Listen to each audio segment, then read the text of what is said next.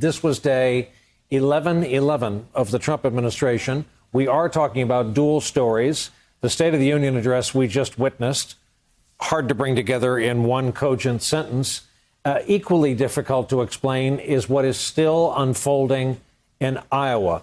Steve Kornacki is back at the board. 24 hours ago, we were talking about when are we going to get results from Iowa? And we're still asking, when are we going to get results from Iowa? When are we going to get more results? Before we went into that State of the Union speech, 62% of precincts were reporting, 62% still reporting. We have heard some things from the Iowa Democratic Party about more votes coming in. Those suggestions have not panned out. That has been a recurring theme these last 24 hours. So it is still at 62%. I should make very clear here, the decision desk here at NBC is not characterizing anybody as the winner or any single person as the leader here in terms of the state delegate equivalents or that popular vote, that initial preference. You have Buttigieg leading Sanders by 25 state delegate equivalents. And of course, you have Sanders right now leading by 3 points in that initial preference. We've been talking about this tonight. Why does Buttigieg have that advantage in delegates when he is losing the initial preference by 3 points, when he's also losing the reallocated preference? Sanders is also leading that. What you see here, it looks like I sort of made a mistake or something here. These are all marks, what I marked off in yellow here. These are counties that Buttigieg has won or is leading in right now. You see, there are a lot of them all throughout the state. These are all counties where their share of the delegates statewide are greater than their share of the turnout.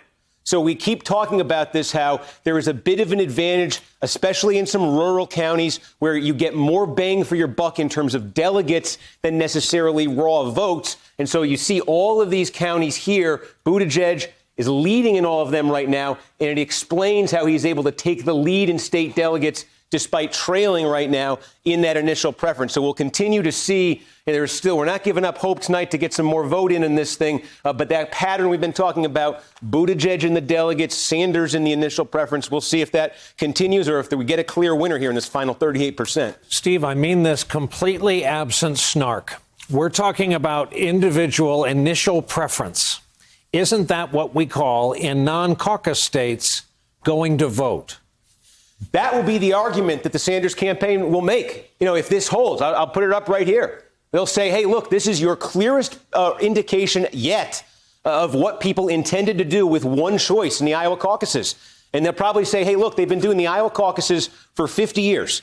Started back in 1972. And in 1972, this was a very convoluted process that only a few people took part in. And they came up with this very complicated state delegate equivalent formula. And they had conventions that played out over a period of months to get to that. And I think if you look back and you said, as an academic exercise, if 50 years ago you'd said, hey, we got a choice here. We can do state delegate equivalents, or we can have you raise your hand when you show up at the caucus. Which would you rather have as a measure? I think there might have been a serious discussion there about which one of those is a better instrument of measuring support in this thing. So the Sanders campaign, if this holds, is going to say more people went out to these caucus sites and decided they wanted to support Sanders than Buttigieg. And they also right now will have the talking point of saying, even when given a second choice at this point, even when given a second choice, Sanders still leading Buttigieg. We'll see if that holds. Buttigieg leads that delegate formula, but the two measures there of first and second round support, Sanders leads. Thank you, Steve. We are going to be talking with a top national surrogate for the Sanders campaign in just a moment. I do want to tell you just one quick piece of news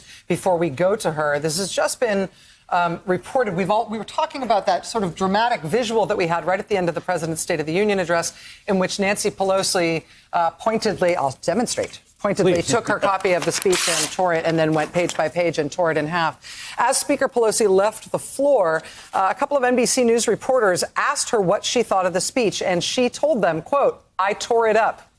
She was asked why she tore it up, and she said, quote, "Because it was the courteous thing to do, considering the alternative." Ooh. Which makes my mind immediately lighting it on fire? Start to conjure a number of different alternatives. Yeah.